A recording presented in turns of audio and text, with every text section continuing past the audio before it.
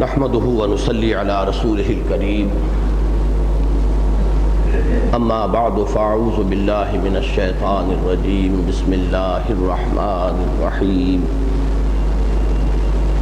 اذا جاءك المنافقون قالوا نشهد انك لرسول الله والله يعلم انك لرسوله واللہ یشہد ان المنافقین لکاذبون اتخذوا ایمانہم جنتا فصدوا عن سبیل اللہ انہم ساء ما كانوا يعملون ذلك بأنهم آمنوا ثم كفروا فطبع على قلوبهم فهم لا يفقهون صدق اللہ العظیم رب اشرح لی صدری ویسر لی امری واحلل عقدۃ من لسانی یفقهوا قولی اللہم ربنا الہمنا رشدنا واعذنا من شرور انفسنا اللہم ارنا الحق حقا وارزقنا اتباعہ وارنا الباطل باطلا وارزقنا اجتنابہ آمین یا رب العالمین۔ آج ہم اللہ کے نام سے سورہ منافقون کا مطالعہ شروع کر رہے ہیں۔ مدنی سورتوں کے جس گروپ کا ہم اس وقت مطالعہ کر رہے ہیں وہ قرآن مجید میں مکی اور مدنی سورتوں کے چھٹے گروپ سے متعلق ہے، اور اس میں کل 10 سورتیں ہیں، سورہ حدید سے شروع ہو کر سورہ تحریم تک۔ یہ 10 مدنی صورتیں میں نے بارہا عرض کیا ہے کہ صورتوں کی تعداد کے اعتبار سے یہ قرآن مجید میں سب سے بڑا گلدستہ ہے مدنی صورتوں کا۔ کسی اور مقام پر تعداد کے اعتبار سے اتنی صورتیں جمع نہیں ہیں، یکجا نہیں ہیں۔ ویسے حجم کے اعتبار سے تو پہلا جو مجموعہ ہے 4 صورتوں کا، سورہ بقرہ، سورہ آل عمران، سورہ نساء، سورہ مائدہ، اگرچہ تعداد میں 4 ہیں لیکن یہ کہ ان کا حجم جو ہے آپ کو معلوم ہے کہ 6.25 پاروں پر یہ 4 صورتیں جو ہے پھیلی ہوئی ہیں۔ یہ 10 صورتیں ہیں، اگرچہ پارے تقریباً 1.25 پارے کے لگ بھگ جو ہے اس کا حجم بنتا ہے۔ ان صورتوں کے بارے میں میں نے کئی امور کے جو ان میں قدر مشترک کی حیثیت رکھتے ہیں بار بار بیان کیے ہیں، اس لیے کہ اس گلدستے میں سے 6 صورتیں ہم پڑھ چکے ہیں، یہ 7ویں صورت ہے جس کا آج ہم مطالعہ شروع کر رہے ہیں۔ تو تقریباً ہر صورت کے آغاز میں نے کچھ بنیادی باتیں دہرائی ہیں، ان میں سے صرف ایک بات کو آج دوبارہ تازہ کیجئے کہ ان صورتوں کا خطاب مسلمانوں سے ہے بحیثیت امت مسلمہ۔ ان میں براہ راست خطاب جو ہے کفار سے نہیں ہے، مشرکین سے نہیں ہے، اہل کتاب سے نہیں ہے، یہود سے نہیں ہے، نصارہ سے نہیں ہے، سوائے ایک ایکسیپشن کے جو میں عرض کر چکا ہوں پچھلی صورت یعنی سورہ جمعہ میں ایک بالواسطہ خطاب آیا ہے، قُلْ يَا أَيُّهَا الَّذِينَ هَادُوا إِن زَعَمْتُمْ أَنَّكُمْ أَوْلِيَاءُ لِلَّهِ مِن دُونِ النَّاسِ فَتَمَنَّوُا الْمَوْتَ إِن كُنتُمْ صَادِقِينَ۔ اس آیت کے سوا بالواسطہ خطاب بھی کہیں نہیں ہے۔ تو کفار خواہ وہ مشرکین عرب میں سے تھے یا کفار جو اہل کتاب میں سے تھے، یہود میں سے یا نصارہ میں سے، ان سے ان صورتوں میں خطاب نہیں ہے۔ ان کا ذکر اگر ہے تو وہ صرف بطور نشان عبرت کہ یہ سابقہ امت مسلمہ یہود اور نصارہ، اے مسلمانوں جس مقام پر آج تم فائز کیے گئے ہو اس مقام پر پہلے یہ فائز رہے ہیں۔ 2000 برس تک اس دنیا میں اللہ تعالیٰ کے دین کی نمائندگی اور توحید کی علمبرداری کا شرف حاصل رہا ہے بنی اسرائیل کو۔ یہ معزول کیے گئے اور تم ان کی جگہ پر نصب کیے گئے، لیکن ان کا جو اخلاقی اعتبار سے، عملی اعتبار سے یا اعتقادی اعتبار سے، فکری اور نظری اعتبار سے ان میں جو جو خرابیاں آئیں وہ گویا کہ تمہارے لیے ایک طرح کی پیشگی تنبیہ ہے کہ کہیں ایسا نہ ہو کہ تم بھی انہی کے طرز عمل کو اختیار کر لو۔ جیسے کہ سابقہ صورت میں سورہ جمعہ میں بات آئی، مثل الذین حملوا التوراۃ ثم لم يحملوها كمثل الحمار يحمل اسفارا۔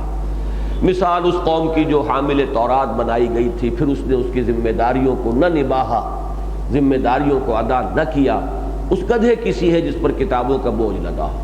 تو مبادہ اے مسلمانوں تم بھی کہیں یہی صورت اختیار کر لو کہ حامل قرآن بنائے جا رہے ہو، لیکن اگر تمہارا طرز عمل بھی قرآن کے ساتھ وہی ہوا جو یہود کا ہوا ہے تورات کے ساتھ، تو ظاہر بات ہے کہ پھر گویا کہ حکماً تم بھی اسی درجے میں شامل ہو جاؤ گے۔ تو جہاں بھی ذکر آیا ہے، ہم یہ سورہ حدید سے شروع کر چکے ہیں، ہر جگہ میں نے نوٹ کرایا کہ یہ یہود کا یا نصارہ کا ذکر جو ہے بطور نشان عبرت، ان کی غلطیوں کی نشاندہی تاکہ مسلمان اس سے بچے۔ اصل خطاب ان صورتوں میں ہے امت مسلمہ سے۔ اب اگلی بات یہ سمجھنے کی ہے کہ امت مسلمہ میں جو لوگ شامل ہیں قانوناً مسلمان ہونے کے اعتبار سے تو سب برابر ہیں، لیکن اندرونی کیفیت کے اعتبار سے زمین و آسمان کا فرق ہے۔ کوئی ان میں مومن صادق ہے، سچا مومن، پھر ایمان کے بھی درجات کتنے ہوں گے؟ ایک ایمان ابو بکر کا ہے رضی اللہ تعالی عنہ، عمر فاروق کا ہے، علی مرتضیٰ کا ہے، عثمان غنی کا ہے رضی اللہ تعالی عنہم، یہ ایک ایمان ہے۔ اور ایک عام مسلمان، سچا مسلمان، مخلص مسلمان، ظاہر بات ہے کہ درجات کا فرق اور تفاوت تو رہے گا، گر حفظ مراتب نہ کنی زندگی۔ چنانچہ اس کی مثال میں نے دی تھی کہ سورہ حدید میں جب یہ نقشہ کھینچا گیا ہے میدان حشر کا، جسے ہم کہتے ہیں پل صراط اپنی عام اصطلاح میں، کہ کوئی مرحلہ ایسا آئے گا جس میں اہل ایمان کا نور ایمان بھی ظاہر ہو جائے گا اور ان کے جو اعمال تھے ان کی نورانیت بھی نمایاں ہو جائے گی۔ ابھی میں نے مغرب کی نماز میں پہلی رکعت میں وہ آیتیں پڑھی، دوسری رکعت میں یوم تری المؤمنین والمؤمنات یسعی نورہم بین ایدیہم وبایمانہم، جس دن کہ تم دیکھو گے اہل ایمان مردوں اور عورتوں کو کہ ان کا نور ان کے آگے اور داہنی طرف دوڑتا ہوا ہوگا۔ تو میں نے اس کے ضمن میں آپ کو حضور صلی اللہ علیہ وسلم کا یہ قول سنایا تھا کہ حضور نے فرمایا کہ یہ جو نور ملے گا تو کسی کو تو وہ نور اتنا ملے گا کہ صرف اس کے قدموں کے آگے روشنی ہو جائے گی، جیسے کہ ٹارچ کی روشنی ہوتی ہے کہ آپ اس سے پگڈنڈی پر اگر چل رہے ہیں تو ظاہر بات ہے کہ جس کے پاس وہ ٹارچ بھی نہیں ہے اس کے مقابلے میں تو بہت خوش قسمت انسان ہے وہ اندھیری رات میں جو چل رہا ہے اور راستہ بھی مخدوش ہے، تو جس کے پاس ٹارچ ہے وہ بڑا خوش قسمت ہے۔ لیکن حضور نے فرمایا کچھ لوگ ایسے ہوں گے جن کا نور اتنا ہوگا کہ جیسے کہ مدینے میں ہو اور اس کا نور جو ہے وہ صنعاء تک پہنچ رہا ہو، یمن کے شہر صنعاء تک۔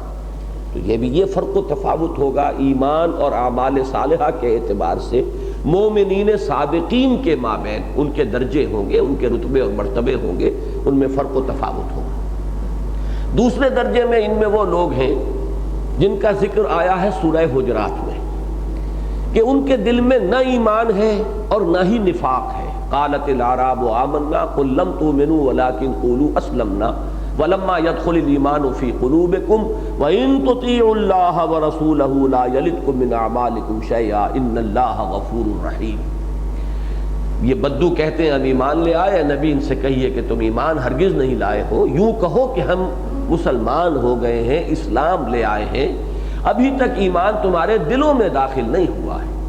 البتہ اگر تم اللہ اور اس کے رسول کی اطاعت پر کاربند رہو گے تو اللہ تمہارے اعمال کو ضائع نہیں کرے گا، تمہارے اجر و ثواب میں کوئی کمی نہیں کرے گا۔ وہ غفور ہے، رحیم ہے۔ اس کی شان غفاری اور شان رحیمی کا یہ صدقہ ہے کہ اس حال میں بھی تمہاری اطاعت کو قبول کر لے گا، چاہے دل میں ابھی ایمان اترا نہیں، جاگوزی نہیں ہوا۔ یہ ایک درمیانی کیفیت ہے جس کو میں زیرو لیول سے تعبیر کیا کرتا ہوں۔ یہ نظرات نے جدید ریاضی پڑھی ہے ان کے لیے بہت سہولت ہے، آپ کو معلوم ہے، گراف پیپر کے اوپر درمیان میں زیرو اور ادھر جو ویلیوز چلتی ہیں +1 +2 +3 +4 +5 اور بائیں ہاتھ پہ -1 -2 -3 -4 -5۔ تو یوں سمجھیے کہ پلس جو ویلیو ہے یہ تو ہے ایمان، مثبت طور پر ایمان کا متحقق ہونا قلب میں، یہ مثبت ویلیو ہے، مثبت قدر ہے، اور اس میں فرق و تفاوت ہوگا، +1 سے لے کر +انفینٹی تک وہ انتہا تک چلا جائے گا۔ اور مائنس ویلیو ہے -1 -2، یہ نفاق ہے، یہ منافقت ہے۔ اس کے بھی درجے ہوں گے، تمام منافق بھی برابر نہیں، تمام اہل ایمان بھی برابر نہیں۔ ایک رئیس المنافقین تھا عبداللہ ابن ابی، اور ایک رئیس المومنین تھے ابو بکر صدیق رضی اللہ تعالی عنہ۔ تو ظاہر بات ہے کہ وہ -انفینٹی پر کھڑا ہوا تھا اور ادھر حضرت ابو بکر جو ہے وہ +انفینٹی پر تھے۔ لیکن یہ کہ ویلیوز کو سمجھ لیجئے کہ +1 سے +انفینٹی تک یہ ہے مثبت مومن، مثبت ایمان، اور -1 سے -انفینٹی تک یہ ہے منافق. درمیان میں ایک زیرو ویلیو آتی ہے کہ نہ تو دل میں ایمان ہے نہ نفاق ہے، البتہ یہ ہے کہ انسان قانونی اعتبار سے مسلمان ہے. میں نے یہ صرف 3 چیزیں اس وقت بیان کی ہیں کہ مسلمانوں میں ظاہر بات ہے کہ یہ تینوں قسم کے طبقات موجود رہیں گے. پہلے بھی تھے، آج بھی ہیں، ہمیشہ رہیں گے. پہلے یہ ہے کہ حضور صلی اللہ علیہ وسلم کے ساتھیوں میں غالب اکثریت مومنین صادقین کی تھی. کچھ ایسے بھی تھے قالت الاعراب آمنا قل لم تؤمنوا ولکن قولوا اسلمنا. کچھ منافقین بھی تھے، پھر منافقین میں بھی درجے تھے. وہ جو فارسی کا شعر ہے کہ نہ ہر زن زن است و نہ ہر مرد مرد، خدا پنج انگشت یکساں نہ کر. تو جیسے کہ ہر عورت عورت نہیں، ہر مرد مرد نہیں، تو فرق اور تفاوت ہوتا ہے. تو منافقین کے بھی درجے بہت اور اہل ایمان کے بھی درجے بہت. تو یہ بات سمجھانے کی یہ ہے کہ در حقیقت ان صورتوں میں جو ذکر ہو رہا ہے وہ یا تو مومنین صادقین کا ہے کہ اگر کوئی شخص واقعتاً سچا مومن بننا چاہتا ہے تو یہ معیارات ہیں، ان کو پورا کرو. جس کے لیے کہ سورہ حدید میں شروع کیا گیا آمنوا باللہ ورسولہ وانفقوا مما جعلکم مستخلفین فیہ. ایمان لاؤ اللہ پر اور اس کے رسول پر جیسا کہ ایمان لانے کا حق ہے، اور خرچ کر دو اور کھپا دو اور صرف کر دو اور لگا دو اللہ کی راہ میں ان سب چیزوں میں سے کہ جن میں اس نے تمہیں اختیار عطا فرمایا ہے، خلافت عطا فرمائی ہے. اسی کو تعبیر کیا سورہ صف میں کہ اہل ایمان اگر تم چاہتے ہو واقعتاً جہنم سے چھٹکارا پانا، یا ایھا الذین آمنوا هل ادلکم علی تجارۃ تنجیکم من عذاب علیم تؤمنون باللہ ورسولہ وتجاہدون فی سبیل اللہ باموالکم وانفسکم. اگر واقعتاً جہنم سے چھٹکارا مطلوب ہے تو ایمان پختہ رکھو اللہ پر اور اس کے رسول پر، اور جہاد کرو اللہ کی راہ میں اور کھپا دو اس میں اپنے مال بھی اور اپنی جانیں بھی. بات ایک ہی ہے سورہ حدید کی اس آیت میں بھی، وہ آیت نمبر 7 ہے، اور یہاں سورہ صف کے اندر دوسرے رکوع کی پہلی آیت. فرق صرف یہ کہ وہاں لفظ انفاق آیا، یہاں جہاد آیا. اب انفاق کے لفظ کو بھی سمجھ لیجئے، چونکہ آج کا جو ہمارے اب جو بحث شروع ہو رہی ہے یہ ہے نفاق کی بحث. اور سورہ حدید میں بھی آپ نے دیکھا تھا کہ مومنین صادقین کے فوراً بعد منافقین کا تذکرہ آ گیا تھا. وہ آیہ مبارکہ یوم تری المؤمنین والمؤمنات یسعی نورہم بین ایدیہم وبایمانہم بشراکم اليوم جنات تجری من تحتہا الانہار خالدین فیہا ذالک هو الفوز العظیم. اس دن اہل ایمان مردوں کے اور عورتوں کے آگے تو ان کا نور دوڑتا ہوا ہوگا، وہ سارے کٹھن سے کٹھن مراحل جو ہیں وہ طے کر جائیں گے اس کی روشنی میں. لیکن دوسری طرف یوم یقول المنافقون والمنافقات للذین آمنوا انظرونا نقتبس من نورکم. اسی دن دیکھو گے تم کہ منافق مرد اور منافق عورتیں اہل ایمان سے درخواست کر رہے ہوں گے کہ ذرا ہمیں مہلت دو، رکو، انتظار کرو، ٹھہرو، تمہارے نور سے ہم فائدہ اٹھا لیں. نقتبس من نورکم، ہمیں تو یہ نور نہیں ملا. ہم دنیا سے خالی ہاتھ آئے تھے، نہ دل میں نور ایمان تھا، نہ نور اعمال و انفاق ہمارے پاس تھا، نہ نور جہاد تھا، لہذا ہم یہاں تہی دست ہیں، ہمیں وہ نور نہیں ملا. لیکن ذرا آپ لوگ ٹھہرے، تیز تیز آگے نہ نکل جائیں. جیسے کہ میں نے اس وقت بھی نقشہ کھینچا تھا، وہی اندھیری رات اور کسی پگڈنڈی پر سے جانا ہے، راستہ بالکل واضح نہیں ہے. تو اگر کسی کے پاس لالٹین ہے یا ٹارچ ہے تو دوسرے لوگ اس سے کہتے ہیں کہ بھائی ذرا ٹھہرو میاں، ہمیں بھی ذرا چلنے دو، آنے دو، اس لیے کہ ہمارے پاس تو کوئی روشنی نہیں ہے، ہمیں بھی تمہارے ہی نور سے استفادہ کرنا ہے. انظرونا نقتبس من نورکم قیل ارجعوا وراءکم فالتمسوا نورا. کہا جائے گا لوٹ جاؤ پیچھے کی طرف اور تلاش کرو نور. فضرب بینہم بسور لہ باب. اور اتنے عرصے میں ان کے مابین ایک فصیل حائل ہو جائے گی، حائل کر دی جائے گی. جو آگے نکل گئے صاحب نور صاحب ایمان وہ ادھر گئے، اور وہاں کیا ہے؟ اللہ کی رحمت ہے. باطنہ فیہ الرحمہ وظاہرہ، جو باہر رہ گئے ادھر رہ گئے اس فصیل کے، ظاہرہ من قبلہ العذاب، عذاب الہی کا نزول وہاں شروع ہو جائے گا. وہ پکار کر کہیں گے ینادونہم الم نکم معکم قالوا بلا. اس آیت کا میں بھی بعد میں تفصیل سے تذکرہ کروں گا.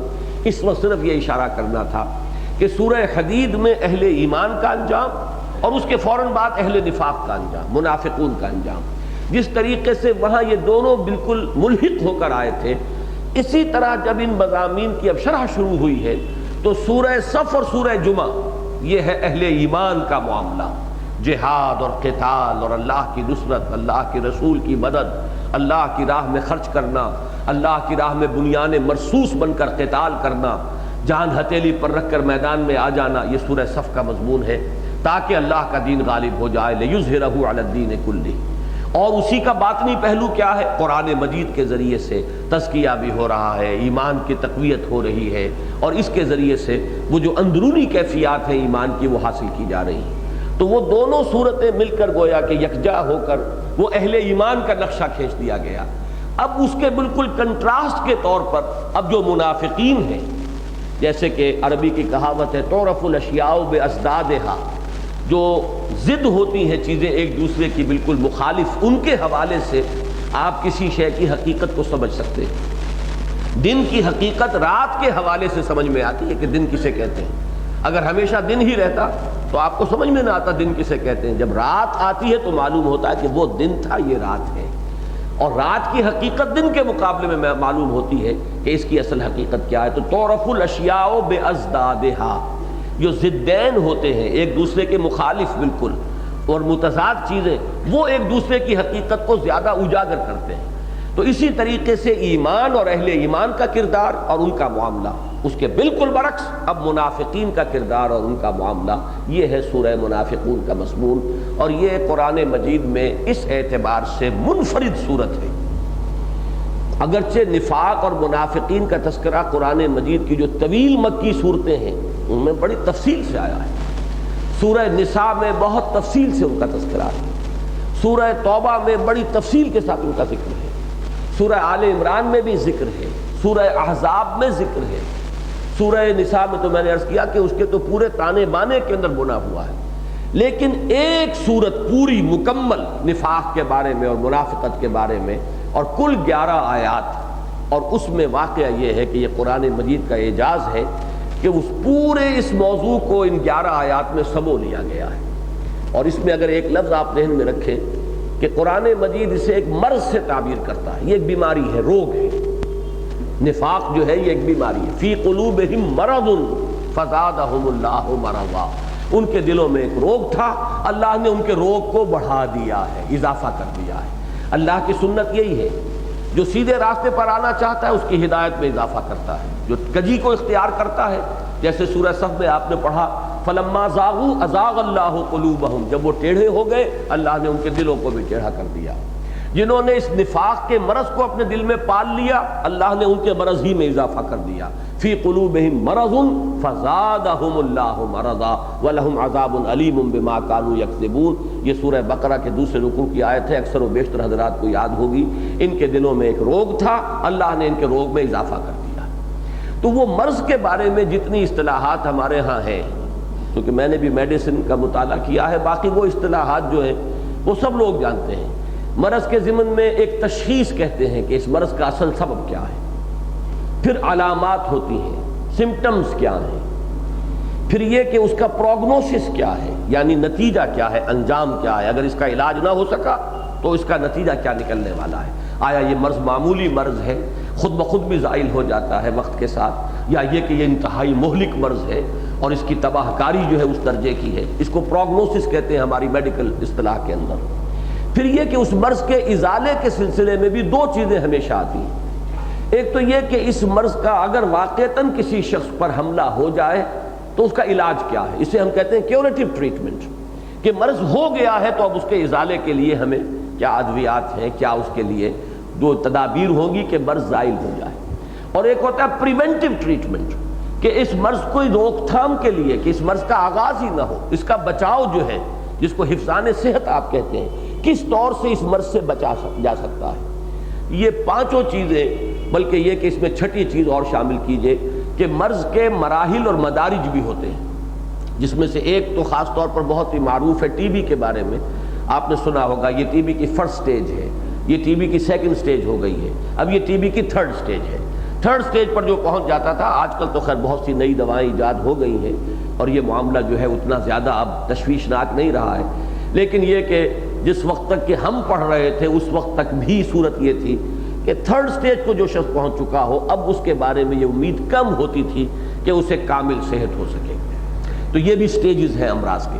تو اس مرض نفاق کے بارے میں واقعہ یہ ہے کہ 11 آیات میں اللہ تعالیٰ نے اس مرض کی تشخیص، اس کے مدارج و مراحل، اس کی علامات، اس کی ہلاکت خیزی، اور پھر یہ کہ اس کا علاج اور اس سے بچاؤ کی تدابیر، یہ 6 کے 6 عنوانات آپ دیکھیں گے انشاءاللہ تعالی کہ جب ہم اس سورہ مبارکہ کی ایک ایک آیت کا مطالعہ کریں گے تو یہ تمام عنوانات ذہن میں جما لیجیے گا. اس کے تحت اس مرض نفاق کے بارے میں کل معلومات اس سورہ مبارکہ کی 11 آیات میں ہمیں مل جائیں گی.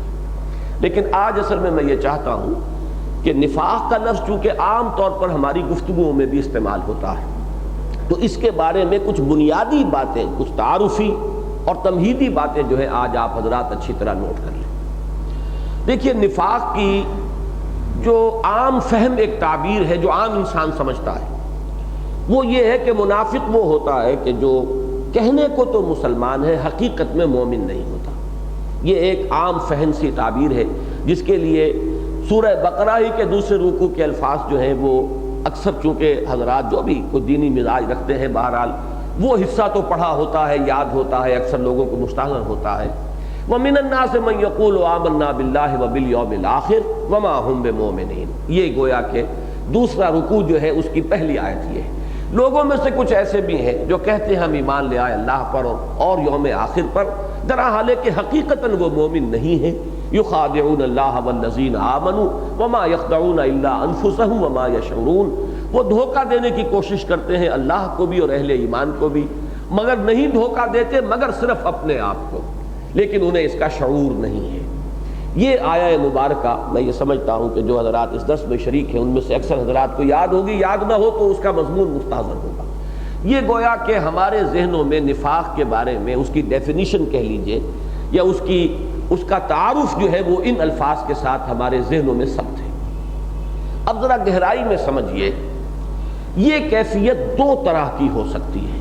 اس کے لیے اب اصطلاحات کو اچھی طرح سمجھیے جن کے حوالے سے بات سمجھ میں آئے گی. یا تو یہ کیفیت غیر شعوری ہوگی اور یا یہ کیفیت شعوری ہوگی. ایک تو شعوری طور پر انسان دھوکہ دیتا ہے اور وہ جانتا ہے کہ میں نہ اسلام لایا ہوں نہ میں نے دین و ایمان کو قبول کیا ہے، لیکن کسی سبب سے وہ جاسوس بننا چاہتا ہے یا کوئی اور غرض و غایت اس کی ہے، تو بالکل شعوری طور پر وہ دھوکہ دیتا ہے. ایک لمحے کے لیے بھی ایمان کی نعمت اسے میسر ہوئی ہی نہیں.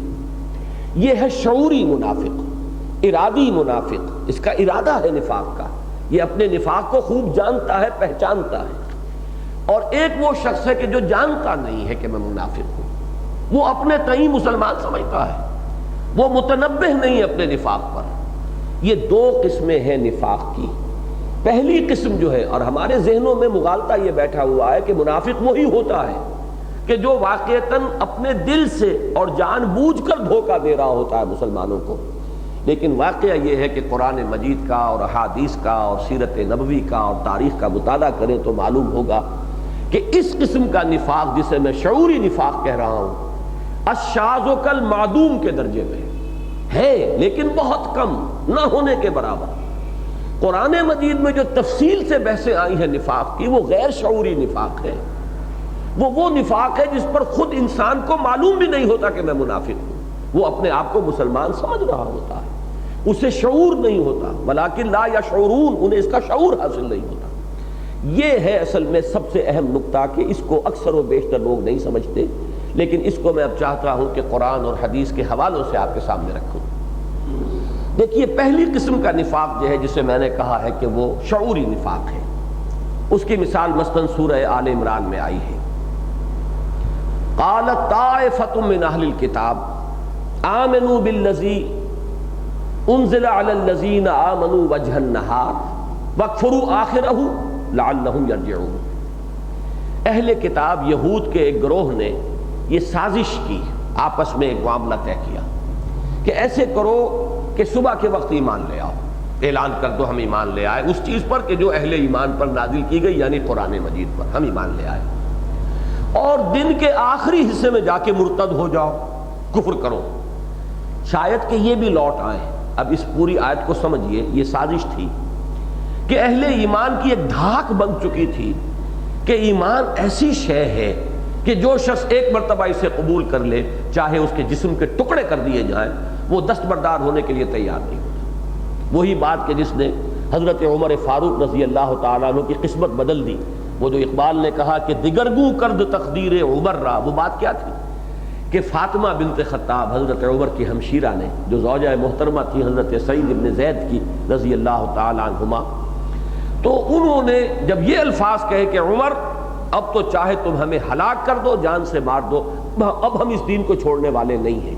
بس یہ وہ عزیمت تھی بہن کی کہ جس نے حضرت عمر کو سوچنے پہ مجبور کر دیا.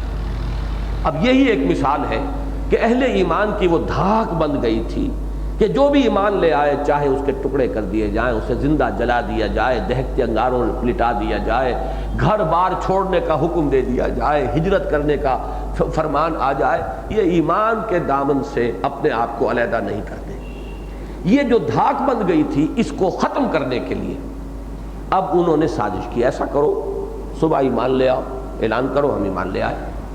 اور میں اب یہ باقی خانہ پوری کر رہا ہوں اپنے خود فکر اور سوچ سے کہ اس سازش میں لازماً یہ چیزیں بھی شامل ہوگی کہ سارا دن محمد کی صحبت میں رہو صلی اللہ علیہ وسلم، خوب قریب رہو، بیٹھو، گفتگو کرو، شام کو مرتد ہو جاؤ کہ نہیں صاحب ہم تو قریب سے جا کر دیکھا ہے، کچھ نہیں، دور کے ڈھول سہانے ہیں، ہم نے تو قریب جا کر دیکھ لیا ہے تو کوئی خاص بات نہیں ہے. یہ خام خواہ لوگ جو ہے دور سے دھوکہ کھا جاتے ہیں.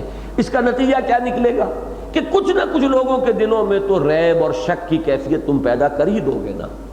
بڑے بن کر بیٹھو گے حضور کے پاس، گفتگو کرو گے، بڑی توجہ سے بات سنو گے، تو جب شام کو مرتد ہوگے، انکار کرو گے، تو کچھ نہ کچھ لوگ سوچنے پر آمادہ ہو جائیں گے بھئی یہ لوگ آئے تھے، بڑے سمجھدار لوگ ہیں، چودھری لوگ ہیں، بڑے عالم لوگ ہیں اہل کتاب میں سے، بڑے خلوص کے ساتھ آئے تھے، دیکھیے کس طرح حضور صلی اللہ علیہ وسلم کا اعزاز اور اکرام کر رہے تھے اور ادب کر رہے تھے، اور انہوں نے اب شام کے وقت جو ہے جو کفر کیا ہے تو یقیناً کچھ نہ کچھ بات انہوں نے دیکھی ہوگی. جیسا کہ میں نے بارہا کہا ہے، انسان کی طبعی کمزوری ہے کہ بری بات کو وہ فوراً قبول کرتا ہے، اچھی بات کو جو ہے اگر کسی کے بارے میں کوئی اچھی بات آپ کہیں گے تو آدمی قبول کرنے میں 10 دفعہ کہے گا ہو سکتا ہے آپ کو مغالطہ ہوا ہو، یوں بات نہیں ہوگی، یوں ہوگی، لیکن کسی کے بارے میں ذرا بری بات کہیے فوراً ہاں ہوگا جی ایسا ہی ہوگا. اس لیے کہ یہ کچھ طبعی کمزوری ہے انسان کی. اس طبعی کمزوری سے صحابہ کرام بھی بالکلیہ محفوظ نہیں تھے.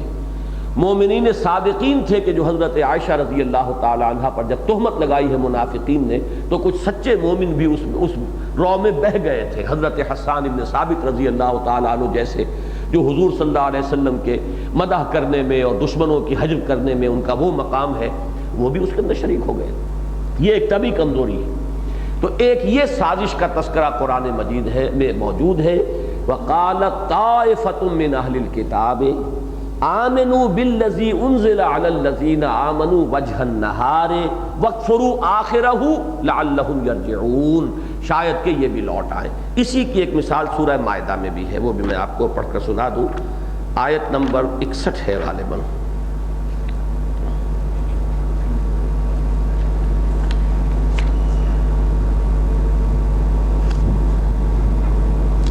یہ دیکھیے آیت نمبر 61 ہے سورہ مائدہ کی.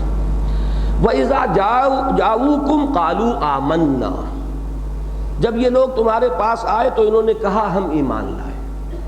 وَقَدْ دَخَلُوا بِالْكُفْرِ وَقَدْ خَرَجُوا بِهِ، حالانکہ وہ داخل بھی ہوئے تھے کفر کے ساتھ اور نکلے بھی کفر کے ساتھ. یعنی ان کا داخل ہونا بھی کفر کے ساتھ تھا، اسلام کے ساتھ نہیں تھا، ایمان کے ساتھ نہیں تھا. کوئی سطحی سا ایمان بھی انہیں اس وقت نصیب نہیں تھا. وَقَدْ دَخَلُوا بِالْكُفْرِ وَهُمْ قَدْ خَرَجُوا بِهِ، وہ کفر ہی کے ساتھ داخل ہوئے تھے تمہاری محفل میں، مجلس میں، اور اسی کے ساتھ نکل گئے. واللہ اعلم بما كانوا یکتمون، اور اللہ خوب جانتا ہے جو کچھ کہ وہ چھپا رہے تھے. یعنی کتمان جو ہے، کتما یکتم، چھپانا، یہ جان بوجھ کر ایک چھپانا تھا ان کا کہ ایک سازش تھی، اور اس سازش کے تحت انہوں نے اپنے ایمان اور اسلام کا اعلان کیا. حالانکہ انہیں خوب معلوم تھا کہ ہم صرف دھوکہ دے رہے ہیں، بنا رہے ہیں، اس میں ان کا کوئی شک اور شبہ جو ہے اس بارے میں اپنے بارے میں موجود نہیں تھا. تو یہ دو مقامات ہیں قرآن مجید کے کہ جن سے یہ شعوری نفاق یا ارادی نفاق اس کی ہمیں مثال ملتی ہے. اور تاریخ میں آپ یوں سمجھیے اہم ترین مثال جو ہے وہ ان دو یہودیوں کی ہے جنہوں نے اسلام کا لبادہ اوڑھا. نہ صرف اسلام، بہت بڑے اولیاء اللہ اور زاہد اور عابد انسان ان کو سمجھا گیا، اور وہ مدینے میں آئے تھے حضور صلی اللہ علیہ وسلم کے جسد اطہر کو قبر سے نکال کر لے جانے کے لیے. ظاہر بات ہے انہیں تو معلوم تھا کہ ہم کیا ہیں اور کیا نہیں ہیں. انہوں نے اسلام ایک لہجے کے لیے بھی قبول نہیں کیا. وہ آئے تھے سازش کے طور پر اور وہ شامل ہوئے، اور انہوں نے اپنے زہد کا اور تقویٰ کا اور اپنی للہیت کا اور نیکی کا اور عبادت گزاری کی اتنی دھاک بٹھا دی پورے معاشرے کے اندر کہ وہ لوگ سمجھتے تھے کہ وہ تو بالکل تارک الدنیا اور اللہ سے لو لگانے والے عابد و زاہد لوگ ہیں. لیکن یہ کہ پردہ جو کھلا وہ یہ تھا کہ اندر ہی اندر سرنگ کھودتے چلے جا رہے تھے، اور رات کو سرنگ کھودتے تھے اور وہ اپنی جھولیوں میں بھر بھر کر ریت جو ہے لا کر مٹی باہر پھینک رہے تھے. کسی کو پتہ ہی نہیں تھا کہ بالکل حضور صلی اللہ علیہ وسلم کی قبر شریف کے قریب پہنچ چکے. اسی کی مثال آج کی دنیا میں ہوگی، اور یہ آپ کو خبریں ملتی رہتی ہیں. خاص طور پر بارڈر ایریاز میں ابھی سندھ میں بھی ایک شخص پکڑا گیا تھا جس کا کیا اخبارات میں تذکرہ ہوا. کوئی ہندو جاسوس بن کر مسلمانوں میں رہ رہا ہے، ہندوستان کا کوئی بھارتی ہندو ہے. اب ظاہر بات ہے وہ جب آئے گا ختنہ کرا کے آئے گا، داڑھی رکھ کر آئے گا، وہ نماز سیکھ کر آئے گا، کچھ نہ کچھ قرآن پڑھ کر آئے گا. اور ایسا ہوا ہے کہ بارڈر ایریاز کے اندر کوئی شخص بحیثیت امام مسجد کئی سال تک کسی مسجد میں رہا، اور بعد میں معلوم ہوا کہ وہ ہندو تھا اور وہ بھارتی ایجنٹ تھا اور بھارت کا جاسوس تھا، اور اس نے در حقیقت یہ سارا بہروپ جو ہے اختیار کیا. تو یہ میں نے دو مثالیں دے دیں. اب ظاہر بات ہے کہ جو شخص اس حال میں ہے، مسلمان جب اسے دیکھیں گے تو کیا سمجھیں گے؟ وہ کلمہ شہادت بھی پڑھ رہا ہے، اشہد ان لا الہ الا اللہ واشہد ان محمد رسول اللہ، نماز پڑھ رہا ہے، مسجد میں امامت کرا رہا ہے، یا اتنا عابد و زاہد ہو گیا ہے کہ پورے مدینے کے لوگ ان کے گرویدہ ہو گئے.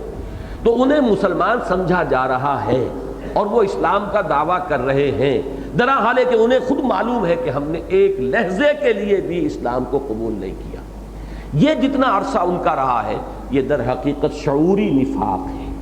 اب بھی ہمارے ہاں اس قسم کے لوگ ہو سکتے ہیں، لیکن وہ مسلمانوں میں سے نہیں ہوں گے. وہ ہوں گے ایسے ہی کوئی جاسوس، کہیں باہر سے کوئی آیا ہوا، کوئی ففتھ کالمسٹ، کوئی ایجنٹ، کوئی وہ رشین ایجنٹ ہو، کہیں اور کا ایجنٹ ہو، مسلمان بنا ہوا ہو. اس طرح کے لوگ، یہ ہے شعوری نفاق. اصل میں جس نفاق کا ذکر قرآن مجید میں ہے اور سورہ منافقون میں جس نفاق کا ذکر ہے وہ یہ نفاق نہیں ہے. وہ نفاق ہے غیر شعوری نفاق. وہ غیر شعوری نفاق کہ جس میں اس شخص کو خود یہ احساس نہیں ہوتا کہ میں منافق ہوں. اور یہ ہے وہ چیز در حقیقت کہ جو ہم میں سے ہر شخص کے سمجھنے کی شے ہے. اس لیے کہ ہم یہ سمجھے بیٹھے ہیں اکثر و بیشتر کہ ہم سے نفاق کا کیا سروکار، ہم سے کیا تعلق. منافق تو گویا کہ کوئی اور ہی مخلوق ہوتی ہے، کوئی اور ہی لوگ ہوتے ہیں، وہ ہمیں اس سے کوئی سروکار نہیں. تو میں اس کے سلسلے میں دو واقعات صحابہ کے اور دو میں اور آپ کے سامنے حضور صلی اللہ علیہ وسلم کے اقوال مبارکہ لانا چاہتا ہوں، تاکہ ہم میں سے ہر شخص کے کان کھڑے ہو جائیں کہ ہمیں اپنے بارے میں کبھی بھی اس مغالطے میں مبتلا نہیں ہونا چاہیے کہ ہم سے منافقت کا، نفاق کا کیا سروکار، ہم سے کوئی تعلق نہیں. یہ مغالطہ بہت بڑا ہے. سب سے پہلی بات سنیے حضرت حنظلہ رضی اللہ تعالیٰ عنہ کا واقعہ. حضرت حنظلہ کا واقعہ بہت مشہور واقعہ ہے. اپنے گھر سے نکلے، عجیب کیفیت ہے، انصاری صحابی ہیں، بڑے سچے پکے مومن. حنظلہ غالباً وہی ہیں جنہیں غسیل ملائکہ کہا گیا ہے، جو یعنی جنگ کے وقت جو ہے جس وقت پکار آئی ہے کہ نکلو، وہ اس وقت انہوں نے اپنی بیوی سے ہم بستری کی تھی، پکار آئی ہے، اسی حالت میں دوڑے ہیں، نکلے ہیں اور اسی حالت میں شہید ہو گئے ہیں. تو حضور نے فرمایا کہ ان کو غسل جو دیا ہے، غسل جنابت، وہ فرشتوں نے دیا ہے ان کے شہادت کے بعد. غسیل ملائکہ کہلاتے ہیں جنہیں کہ غسل جنابت ملائکہ نے دیا ہے شہادت کے بعد، وہ حنظلہ ہے. لیکن وہ شدت احساس کی کیفیت ہے کہ گھر سے نکلے ہیں، نافق حنظلہ، نافق حنظلہ، نافق حنظلہ، نافق حنظلہ کہتے جا رہے ہیں. حنظلہ تو منافق ہو گیا، حنظلہ تو منافق ہو، حنظلہ تو منافق ہو. اب حضرت ابو بکر سے ملاقات ہوئی رضی اللہ تعالیٰ عنہ. انہوں نے کہا حنظلہ کیا کہہ رہے ہو؟ کہنے لگے کہ میں یہ محسوس کرتا ہوں جب میں حضور کی صحبت میں ہوتا ہوں تو میری کیفیت کچھ اور ہوتی ہے، جب میں اپنے گھر میں آ جاتا ہوں تو وہ کیفیت نہیں رہتی. تو یہی تو نفاق ہے. ہمارے دل کے اندر یہ زمین و آسمان کا فرق واقع ہو جاتا ہے. یہ دل کی کیفیت جو ہے بدل جاتی ہے. یہ منافقت ہے. حضرت ابوبکر چاہتے تو خود بھی ان کی تسلی کرا دیتے، لیکن حضرت ابوبکر نے بڑی حکمت سے کام لیا. فرمایا کہ حنظلہ یہ بات تو میں اپنے بارے میں بھی محسوس کرتا ہوں، تو آؤ کہ چلیں حضرت حضور صلی اللہ علیہ وسلم کی خدمت میں چل کر معاملہ سمجھیں. اب حضور کی خدمت میں آئے اور وہاں جب یہ معاملہ بیان کیا تو حضور صلی اللہ علیہ وسلم نے فرمایا کہ حنظلہ یہ تو عین ایمان ہے جسے تم نفاق سمجھے بیٹھے ہو، اگر تمہاری وہ کیفیت جو میری مجلس میں ہوتی ہے اگر مستقل ہو جائے تو فرشتے تم سے تمہارے بستروں پر مصافحہ کرنے لگے، وہ کیفیت دائم نہیں رہ سکتی۔ فَإِنَّهَا يَا حَنْظَلَةُ سَاعَةً فَسَاعَةً، وہ کیفیت جو ہے حنظلہ وہ تو کبھی کبھی میسر آتی ہے، وہ جو میری صحبت میں میسر آتی ہے تمہیں کیفیت، وہ دائم نہیں ہو سکتی۔ لیکن یہ تمہارے اندر جو احساس پیدا ہوا ہے در حقیقت یہ تمہارے ایمان کی علامت ہے کہ تم ہر وقت اپنی باطنی کیفیات کا جائزہ لیتے رہتے ہو کہ اس وقت میری باطن کی کیفیت کیا ہے۔ در حقیقت یہی گویا کہ اس بات کا ثبوت ہے کہ تمہارا ایمان کے ساتھ کتنا تعلق خاطر ہے۔ معلوم یہ ہوا کہ صحابہ تو اپنے آپ کو مامون اور محفوظ نہیں سمجھتے تھے نفاق سے، انہیں اندیشہ رہتا تھا۔ اور اس سے بھی بڑا معاملہ حضرت عمر کا ہے، مشہور واقعہ ہے۔ چونکہ یہ درس میں نفاق پر دے رہا ہوں تو میں چاہتا ہوں کہ وہ ساری چیزیں لسٹ ہو جائیں یہاں پر۔ مشہور واقعہ ہے کہ غزوہ تبوک سے واپسی پر نبی اکرم صلی اللہ علیہ وسلم پر کچھ منافقین نے حملہ کیا تھا۔ ایک تنگ درے میں سے گزرنا تھا حضور کو، جہاں پر کہ کوئی بڑی فارمیشن فوج کی نہیں گزر سکتی، بس وہ ایک ہی جس کو آپ کہتے ہیں ایک کالم، ایک آدمی ہی گزر سکتا تھا یا ایک سواری۔ وہاں پر کچھ منافق چھپ چھپ کر بیٹھ گئے، اور رات کا وقت جب حضور کی سواری وہاں سے گزر رہی تھی، اونٹنی، آپ کا اونٹ یا اونٹنی، اس وقت وہ لوگ آئے اور ان کے ہاتھ میں ہتھیار تھے اور انہوں نے حملہ کیا۔ حضور صلی اللہ علیہ وسلم کو قتل کرنے کا ارادہ تھا۔ یہ منافقین تھے، منہ پر ڈھانٹے باندھے ہوئے تھے، انہوں نے جیسے ڈاکو ہوتے ہیں وہ اپنی آئیڈینٹی کو چھپاتے ہیں کہ ہمیں پہچان نہ لیا جائے۔ بہرحال اس وقت جو بھی حضور صلی اللہ علیہ وسلم کے ساتھ چند آدمی تھے انہوں نے ان کو مار مار کر وہاں سے بھگایا ہے، تو کسی کو پہچانا نہیں جا سکا۔ لیکن حضور نے حضرت حذیفہ رضی اللہ تعالی عنہ کو ان کے نام بتا دیے کہ یہ فلاں فلاں فلاں فلاں لوگ تھے، لیکن ساتھ کہہ دیا کہ اے حذیفہ یہ میرا راز ہے تمہارے پاس، اس کو کسی کو بتانا نہیں ہے۔ اب یہ بات صحابہ میں مشہور ہو گئی، صاحب و سر النبی صلی اللہ علیہ وسلم، ان کا حضرت حذیفہ کا نام پڑ گیا، یہ حضور کے رازدار ہیں، حضور کا ایک راز ان کے پاس ہے، حضور نے کچھ منافقوں کے نام ان کو بتا رکھے۔ یہاں یہ بات سمجھ میں آ جائے گی کہ چونکہ نفاق کوئی لیگل اینٹی نہیں ہے، لہذا کبھی بھی کسی شخص کو معین کر کے اس کے لیے لفظ نفاق یا منافق استعمال نہیں کیا گیا۔ منافق جو ہے فار آل لیگل پرپزز وہ ایک مسلم شمار ہوتا ہے، مسلمان ہے، مسلمان معاشرے کا فرد ہے، جس کی آخری حد یہ ہے کہ حضور صلی اللہ علیہ وسلم نے عبداللہ ابن ابی کی نماز جنازہ بھی پڑھائی ہے، اس کو بھی آخری وقت تک قانونی اعتبار سے مسلمان تسلیم کیا ہے، اس لیے کہ منافق مسلمان ہے۔ جیسا کہ میں نے عرض کیا امت مسلمہ میں یہ مختلف شیڈ ہیں، پلس انفینٹی سے لے کر مائنس انفینٹی تک یہ سب ہوں گے مسلمان، قانوناً مسلمان ہوں گے، وہ چاہے وہ مومن ہے، چاہے منافق ہے، چاہے وہ بین بین کی کیفیت ہے کہ نہ مثبت طور پر ایمان متحقق ہے اور نہ منفی طور پر نفاق جو ہے موجود ہے، لیکن یہ سب مسلمان شمار ہوں گے۔ تو حضور نے اس قدر رازداری کا معاملہ رکھا ہے کہ نام کسی کا نہیں بتایا۔ اب حضرت عمر نے ایک دفعہ حضرت حذیفہ سے پوچھا، دیکھیے کس قدر تشویش رہی ہوگی حضرت عمر کو، فرماتے انشدک یا حذیفہ باللہ، اے حذیفہ میں تمہیں اللہ کی قسم دے کر پوچھتا ہوں کہ کہیں میرا نام تو ان میں نہیں تھا جو نام بتائے تھے حضور نے تمہیں منافقین کی۔ یہ دو واقعات ذہن میں رکھیے اور پھر دیکھیے کہ کیا فرق و تفاوت ہے، ہم کس طرح اپنے آپ کو سمجھتے ہیں کہ ہم سے کیا سروکار، کہاں نفاق، کہاں ہم سے کیا تعلق، کہاں یہ ہے کہ ایک حضرت عمر جو صحابہ کرام میں نمبر 2 پر ہے، اہل سنت کو اس میں کوئی شک اور شبہ نہیں ہے، حضرت حذیفہ انصار میں سے بہت چوٹی کے صحابہ میں سے، حضرت حنظلہ، لیکن یہ کہ ان دونوں کو اپنے بارے میں اندیشہ ہو رہا ہے۔ اور حضور صلی اللہ علیہ وسلم کی 2 حدیثیں سن لیجئے، نفاق کے بارے میں آپ نے فرمایا ما خافہ الا مومن وما امنہ الا منافق، نفاق کا خطرہ اور اندیشہ رہتا ہے صرف مومن کو، اور نفاق سے اپنے آپ کو محفوظ سمجھتا ہے صرف منافق۔ جس نے یہ سمجھا کہ میں محفوظ ہوں گویا کہ وہ منافق ہے، اور جس کو بھی اندیشہ رہتا ہے کہ کہیں نفاق کا حملہ مجھ پر نہ ہو جائے، کہیں میں منافقت میں کہیں جو ہے اپنا قدم نہ رکھ دوں، کہیں وہ روگ جو ہے وہ مجھے نہ لاحق ہو جائے، کہیں اس کی چھوت مجھے نہ لگ جائے، وہ اس سے بچ کر رہنے والا ہے، تو فرمایا ما امنہ الا منافق وما خافہ الا مومن۔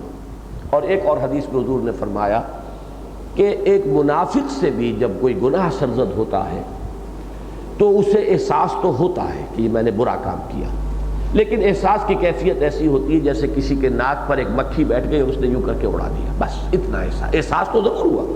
آپ کی ناک پر مکھی بیٹھی، ناگوار تو گزرتی ہے، اس کے بعد آپ ذرا ہاتھ کا جو ہے وہ اشارہ کرتے ہیں، مکھی اڑ جاتی ہے، اتنا ہی ہے۔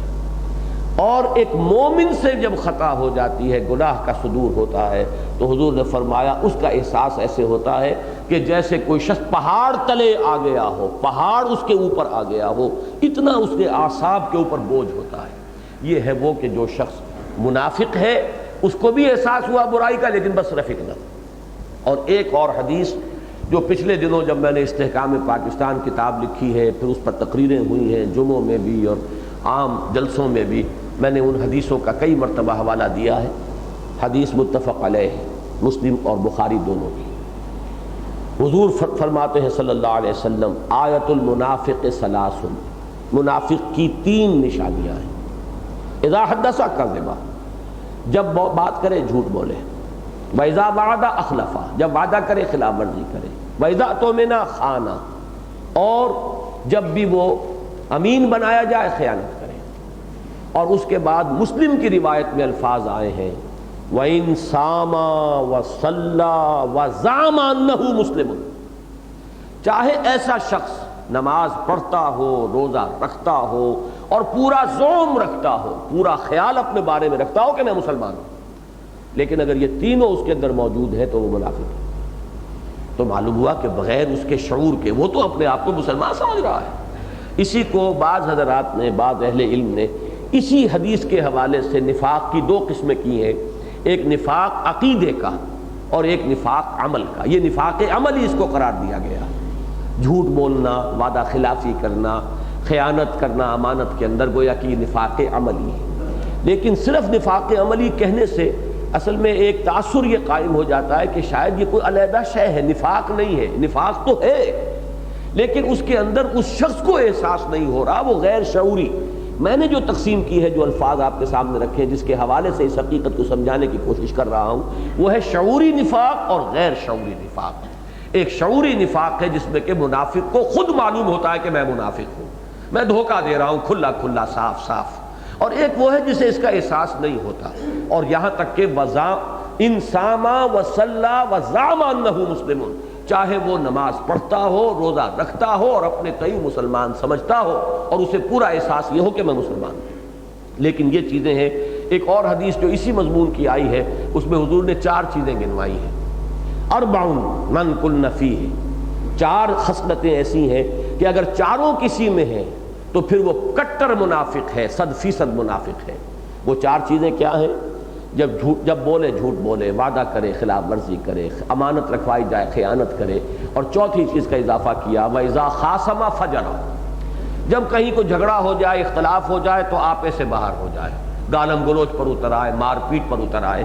ایک شائستہ انسان ہوتا ہے، مہذب انسان ہوتا ہے، اختلاف ہو جاتا ہے انسانوں میں، لیکن شائستگی کا اختلاف کچھ اور ہے، اور یہ ایک اختلاف یہ ہے کہ گالم گلوچ، فجرہ کہتے ہیں پھٹ پڑنے کو، فجر کہتے ہیں جبکہ یہ پو پھٹتی ہے، اس کا نام فجر ہے، پھٹنا جو ہے اس لفظ کے اندر شامل ہے۔ فن فجرت من حسنتا عشرۃ عینا، اس چٹان میں سے پھوٹ بہے 12 چشمے، تو فجر اور انفجار کے معنی کسی شے کا پھٹنا ہے۔ تو اس کو میں نے اردو محاورے میں تعبیر کیا آپے سے باہر ہو جانا، جیسے آج انسان پھٹ پڑا ہے، انگریزی میں بھی آپ کہتے ہیں برسٹ کر جانا، وہ برسٹ ہو گیا بالکل، یعنی اس کو اپنے اوپر قابو نہیں رہا، اسے احساس ہی نہیں رہا میں زبان سے کیا لفظ نکال رہا ہوں، اس کو اپنی جو ہے عقل اور شعور جو ہے، اس کے اختیار جو ہے اس کا اپنی زبان پر سے، اپنے جسم پر سے کم ہو گیا۔ یہی ہے وہ لفظ جس کو کہا گیا اذا خاصم فجرا۔ حضور نے فرمایا جس میں یہ 4 چیزیں ہیں وہ تو کٹر منافق۔ ایک چیز ہے تو اسی مناسبت سے اس کے اندر وہ نفاق ہے جب تک کہ اس خصلت سے اپنے آپ کو آزاد نہ کرا لے، حتیٰ یدعھا، یہاں تک کہ وہ اس کو چھوڑ دے، تب تو وہ منافقت سے بچ جائے گا۔ لیکن اگر وہ خصلت اس میں برقرار رہی تو اس درجے میں، یعنی 25% یا 50% یا 75% یا 100% منافق ہوگا۔ تو یہ میں نے چند مثالیں دی ہیں جن سے یہ بات واضح ہو جائے کہ نفاق کی دو قسمیں ہیں، ایک ہے نفاق شعوری، ایک ہے نفاق غیر شعوری۔ اب نفاق غیر شعوری جو ہے اس کا اصل میں ایک پروسیس ہے۔ قرآن مجید میں جس نفاق کا ذکر ہے، خاص طور پر سورہ منافقون میں اور اس پورے سلسلے سور میں جو سورہ حدید سے سورہ تحریم تک چل رہا ہے، جس نفاق کا ذکر ہے، اس پروسیس کو سمجھیے کہ اس کے مراحل کیا ہیں۔ دیکھیے جیسے کہ سورہ حدید میں آیا، ایمان لاؤ اور کھپا دو اور خرچ کر دو اور لگا دو، آمنوا باللہ ورسولہ وانفقوا مما جعلکم مستخلفین فیہ، یا جیسے سورہ صف میں پڑھا تؤمنون باللہ ورسولہ وتجاہدون فی سبیل اللہ باموالکم وانفسکم ذالکم خیر لکم ان کنتم تعلمون، اور یہ نہیں کرتے ہو تو یہ قول اور عمل کا تضاد ہے، اور قول اور عمل کا تضاد کبر مقتا عند اللہ ان تقولوا ما لا تفعلون۔ یہ دو مقامات سورہ حدید اور سورہ صف کے ذہن میں رکھیے۔ اب بات میری سمجھیے، ہمیشہ دنیا میں دو قسم کے انسان آپ کو ملیں گے، خاص طور پر کسی انقلابی دعوت اور کسی انقلابی تحریک کے حوالے سے۔ ایک وہ لوگ ہوتے ہیں کہ جو اس دعوت کو قبول کرتے ہیں، مثلاً یہ کہ میں اسلام کو ذرا ایک طرف رکھ دیجئے، ایمان اور اسلام کی جب بحث ہوتی ہے تو ہمارے ذہنوں میں بہت سی چیزیں گڑبڑ ہو جاتی ہیں۔ آپ اس کو سمجھیں گے ایک کمیونسٹ ہے، اس نے مارکسزم کو اختیار کیا شعوری طور پر کہ یہی فلسفہ حق ہے اور کمیونسٹ نظام ہی عادلانہ نظام ہے۔ آپ اس سے اختلاف کریں، آپ اسے گمراہ سمجھیں، لیکن وہ اپنی جگہ یہ سمجھ رہا ہے کہ مارکسزم جو ہے نظریے کے اعتبار سے حق ہے اور کمیونزم نظام کے اعتبار سے عادلانہ نظام ہے۔ اب اس کے لیے وہ تیار ہو جاتا ہے تن من دھن لگا دینے کے لیے۔ میں نے نظریہ قبول کیا، اس کو حق سمجھا ہے، جسے حق سمجھا ہے تواصوا بالحق و تواصوا بالصبر۔ اب اس نظریے کا بول بالا ہوگا، میں اس کا پرچار کروں گا، اس کی دعوت دوں گا، اس کو پھیلاؤں گا، اس کا اعلان کروں گا، ڈنکے کی چوٹ اقرار کروں گا، پھر یہ کہ میں اس نظریے کو قبول کرنے والوں کو منظم کروں گا، اور میں چاہوں گا اور کوشش کروں گا کہ اس پورے سرمایہ دارانہ نظام کو تلپٹ کر کے، تہو بالا کر کے، اس کو بے خبول سے اکھیڑ کر اور کمیونسٹ نظام قائم کر۔ یہ لوگ بھی دنیا میں ہمیشہ پائے گئے ہیں، ایسے لوگ کہ ہرچے بعد آباد، اب جو انہوں نے قبول کیا ہے، اب جو چاہے جو کچھ ہو، ہرچے بعد آباد ماں کشتی در آب انداختیں، اب جو ہو سو ہو، ہم نے تو اپنی کشتی دریا میں ڈال دی ہے، اب یہ تیرے گی تو ہم تیریں گے، یہ ڈوبے گی تو ہم ڈوبیں گے، کشتی چھوڑ کر جانے والے ہم نہیں۔ ایک وہ لوگ ہوتے ہیں، کم ہمت کہہ لیں، بزدل کہہ لیں، تھڑ دلے کہہ لیں، کسی انقلابی دعوت کو قبول تو کرتے ہیں، اچھی تو لگتی ہے، ہاں بات تو صحیح ہے، اچھی ہے، درست ہے، اسی میں انصاف ہے، یہی بات مبنی بر حق ہے، لیکن اتنی ہمت نہیں ہوتی کہ اس کے لیے تن من دھن قربان کرنے کو تیار ہو جائے۔ چاہتے ہیں کہ چلے اس کے ساتھ، لیکن بچ بچ کر، چھپ چھپ کر۔ تو بچا بچا کے نہ رکھ اسے، تیرا آئینہ ہے وہ آئینہ کہ شکستہ ہو تو عزیز تر ہے نگاہ آئینہ ساز میں۔ ایک ہے بچ بچ کر چلنا، ایک ہے ہرچے بعد آباد کے ہاتھ میں چلنا۔ اب یہ جو دوسری بات میں نے بتائی ہے، اس میں کئی کیٹیگریز ہو سکتی ہیں۔ ایک تو وہ کہ کسی نے سرسری طور پر اس نظریے کو قبول کیا تھا، اس کا قبول کرنا بھی گہرائی میں نہیں تھا، وہ اس کی ڈیپ اپریسیشن کے ساتھ نہیں تھا، گہرے شعور کے ساتھ نہیں تھا، سطحی طور پر اچھی بات اچھی لگی، قبول کر لی۔ اس وقت اس نے سمجھا ہی نہیں تھا کہ اس کے معنی کیا ہے، اس کو اس کی امپلیکیشنز کا علم ہی نہیں ہوا کہ اس کے معنی ہے اب ہماری جنگ ہوگی، اب ہمیں تن من دھن لگانا پڑے گا، یہ امپلیکیشن سمجھی نہیں، یا یہ کہ سمجھی تو تھی، لیکن ایک ہوتا ہے کسی چیز کو نظری طور پر سمجھنا، ایک ہوتا ہے جب وہ حقیقت آپ کے آنکھوں میں آنکھیں ڈال کر آپ کے سامنے آ کھڑی ہو، اس میں زمین و آسمان کا فرق ہے۔ مثلا قرآن مجید ہی میں سورہ آل عمران ہی میں غالباً یہ آیت ہے، وَلَقَدْ كُنْتُمْ تَمَنَّوْنَ الْمَوْتَ مِنْ قَبْلِ أَنْ تَلْقَوْهُ فَقَدْ رَأَيْتُمُوهُ وَأَنْتُمْ تَنْظُرُونَ۔ اے مسلمانوں، کچھ لوگ تھے نا جنہوں نے غزوہ احد سے پہلے بہت اپنے جوش و خروش کا اظہار کیا تھا کہ ہمیں تو شہادت چاہیے، ہم کیوں مدینے کے اندر محصور ہو کر مقابلہ کریں، ہم تو کھلے میدان میں جائیں گے، مقابلہ کریں گے، دین کے لیے سرفروشی کریں گے۔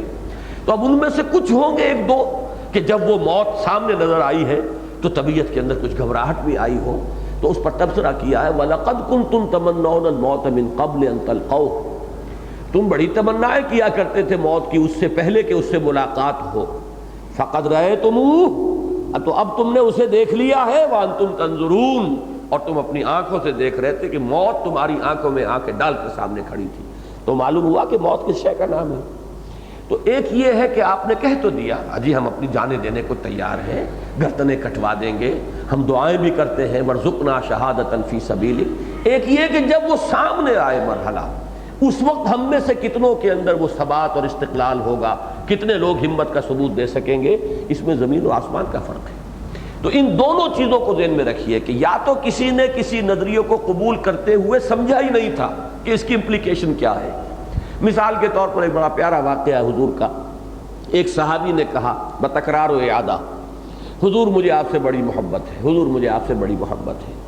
حضور نے فرمایا انظر ماذا تقول، ذرا سوچ لو کیا کہہ رہے ہو، غور کر لو۔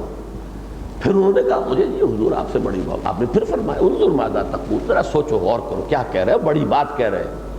انہوں نے جب تیسری مرتبہ کہا تو حضور نے فرمایا فاعد للفقر، تو اب فقر و فاقے کے لیے تیاری کر لو، مجھ سے محبت ہو اور پھر فقر و فاقہ نہ آئے تمہارے پاس تو یہ بات انہونی ہے، اب تیار ہو جاؤ، یہ دعویٰ جو تم نے کیا ہے اب اس کو آزمایا جائے گا، اس کی آزمائش ہوگی قدم قدم پر۔ تو ایک ہے جیسا کہ میں نے عرض کیا کہ کسی شے کو قبول کیا، پورے شعور کے ساتھ قبول کیا اور ایک ڈٹرمنیشن کے ساتھ، بالکل ہر چے باد آباد ماں کشتی درا بنداختے۔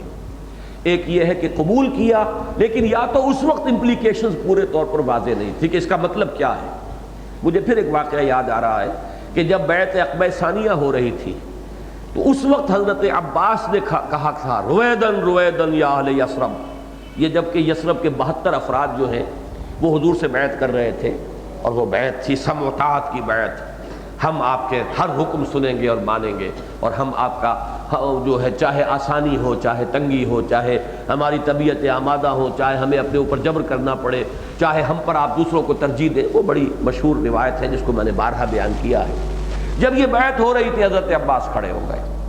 اب دو احتمالات ہیں، ایک تو یہ کہ یہ حضرت عباس حضور کے چچا ہی تھے، اگرچہ وہ خود اس وقت تک ایمان نہیں لائے تھے لیکن یہ کہ وہ اس وقت موجود تھے حضور کے ساتھ۔ ایک اور رائے یہ بھی ہے کہ شاید یہ خود اہل یثرب ہی میں سے کوئی عباس نام کے شخص تھے، لیکن آتا یہ کہ عباس کھڑے ہو گئے، انہوں نے کہا رویدن رویدن یا اہل یثرب، اے یثرب والو ذرا ٹھہرو سوچ لو، یہ جو بیعت آج تم محمد سے کر رہے ہو یہ سرخ اور سیاہ آندھیوں کو دعوت دینے کے مترادف ہے، سوچ سمجھ کر ہاتھ دو محمد کے ہاتھ میں صلی اللہ علیہ وسلم۔ اب ظاہر بات ہے کہ اس کا انہیں تو شعور تھا کہ اس کے معنی کیا ہے، اس کے معنی یہ کہ قریش سے ٹکر ہوگی، اس کے معنی یہ کہ گویا کہ تم للکار رہے ہو قریش کی طاقت کو، اس کی جو بھی نتائج نکلیں گے اس کو سمجھ کر بیعت کرو، ایسا نہ ہو کہ تم انجانے میں ایک بیعت کر بیٹھو اور ایک عہد کر بیٹھو اور پھر اس عہد کو نبھا نہ سکو۔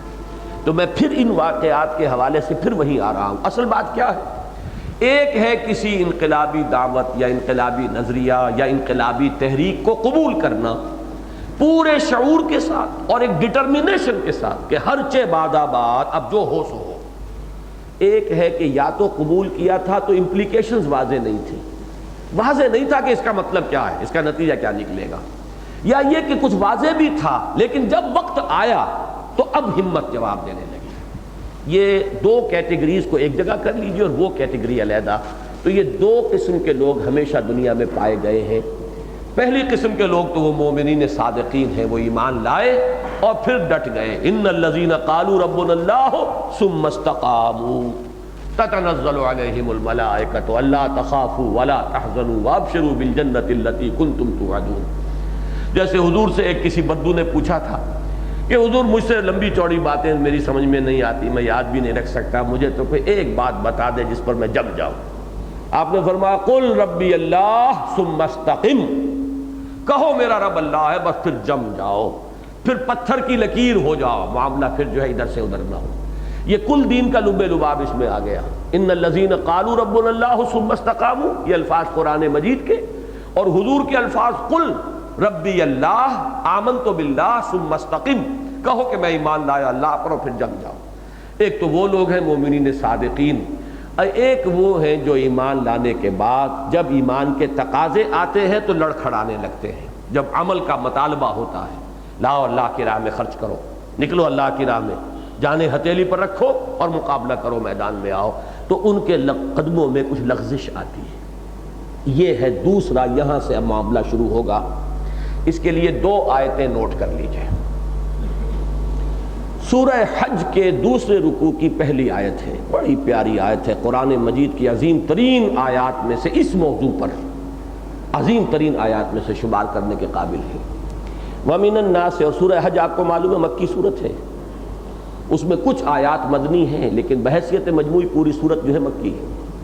وَمِنَ النَّاسِ مَن يَعْبُدُ اللَّهَ عَلَى حَرْفٍ، لوگوں میں سے کچھ ایسے بھی ہیں جو اللہ کی بندگی کرتے ہیں کنارے کنارے۔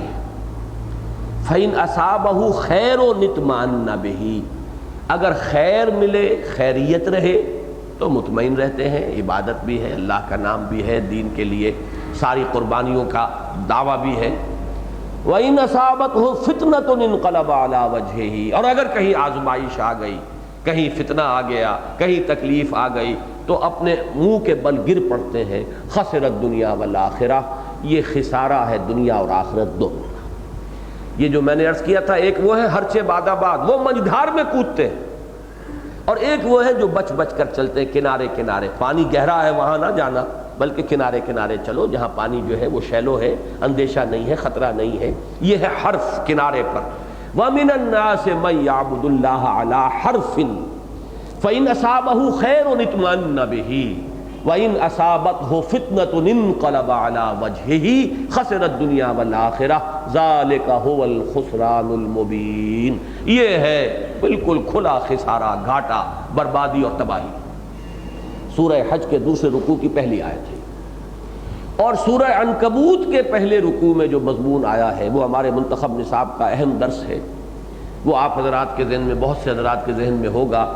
اس میں کھولا گیا ہے اس بات کو، وَمِنَ النَّاسِ، اور لوگوں میں سے کچھ ایسے بھی ہیں، مَن يَقُولُ آمَنَّا بِاللَّهِ، جو کہتے ہیں ہم ایمان لے آئے اللہ پر، فَإِذَا أُوذِيَ فِي اللَّهِ، جب اسے اذیت پہنچائی جاتی ہے اللہ کے راستے میں، تکلیف دی گئی، ایذا پہنچائی گئی، مارا گیا، جیسے حضرت بلال کو مارا گیا، جیسے حضرت خباب بن الارت کو دہتے ہوئے انگاروں پر لٹا دیا گیا، فَإِذَا أُوذِيَ فِي اللَّهِ جَعَلَ فِتْنَةَ النَّاسِ كَعَذَابِ اللَّهِ، تو وہ لوگوں کی طرف سے ڈالی ہوئی اس آزمائش اور ابتلا سے اس طرح گھبرا اٹھتے ہیں جیسے اللہ کے عذاب سے گھبرانا چاہیے۔